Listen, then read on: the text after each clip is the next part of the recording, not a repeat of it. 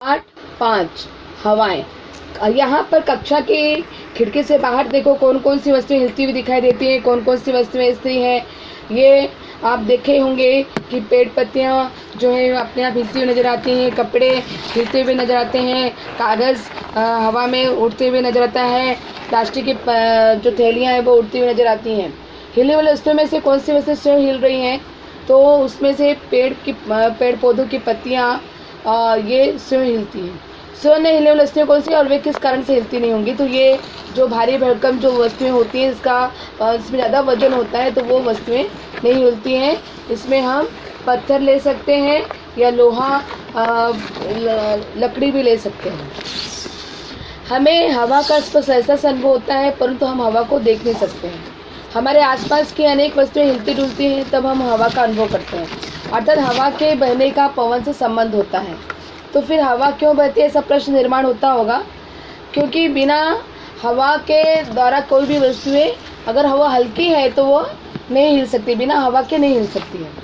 तो कागज़ की जैसे आकार में दो लपेटे बनाओ, मेज के एक दोनों लपेटे रखो तुम, अथवा तुम्हारा मित्र सहेली को कागज़ की एक लपेट लेनी है। कागज़ की लपेट और मेज को हाथ में लगाते हुए लपेट को मेज की दूसरी ओर पहुंचाने के लिए क्या करना होगा, ये आप चित्र में देख रहे हो। देखो तो सबसे पहले किसी कागज़ की लपेट मेज की दूसरी ओर पहुंचती है। कागज़ की लपेट को मेज की दूसरी ओर पहुंचाने में समय क्यों लगा होगा? अधिक तेज गति से इस लपेट को दूसरी छोर तक पहुंचाना हो तो कैसे संभव होगा? और पानी से भरी बोतल को इस तरह क्या मेज की दूसरी ओर ले जा सकेंगे? बोतल को दूसरी ओर ले जाने के लिए क्या उपयुक्त पद्धति को उपयोग में लाया जा सकता है? ऐसे बहुत सारे प्रश्न हमारे दिमाग में आते हैं। आप चित्र में देख रहे हैं कि दो बच्चे हैं, एक जो लड़की है वो किताब से वो उस गोले को, कागज़ के गोले को अब मेज के दूसरे की तरफ ले जाने की कोशिश करी है, और दूसरा जो लड़का है वो मुंह से फूंक मारकर वो हवा देते हुए उसको गोले को आगे की तरफ लेके जाने की कोशिश कर रहा है, लेकिन ऐसा होता नहीं है। सबसे पहले यहाँ देखो दोनों में अंतर दिखाई दे रहा है। जो वो लड़की किताब से वो हवा दे रही तो वो जो गोला है कागज़ का वो आगे निकलता है क्योंकि उसमें हवा वेग से जा रही है, लेकिन वो लड़के के द्वारा मुंह से फूंकने के कारण वो हवा का वेग जो है वो कम हो जा रहा है। अब देखेंगे कि जो भारी वस्तुएं हैं उसको हम इस ढंग से हम मुंह से हवा देकर या हाथ से हवा देते हुए या किसी वस्तुओं से हवा देकर हम उसको स्थान परिवर्तित नहीं कर सकते। पृथ्वी के ऊपर वायुदाब एक समान नहीं होता, ये हमने पढ़ा है। अधिक दाब की पट्टियों की ओर से कम दाब की पट्टियों की तरफ हवाएं चलती है। यह चित्र आप 5.2 हवाओं की दिशा में निर्माण होने वाला परिवर्तन, आप इसको अच्छी तरह निरीक्षण करेंगे और इसे ज्ञान करेंगे। आकृति 5.2 में हवाओं की दिशा में निर्माण होने वाले परिवर्तन के अंतर्गत अधिक दाब की पेटियों की ओर से कम दाब की पेटियों की ओर क्षैतिज समांतर दिशा में हवा की हलचल होती है।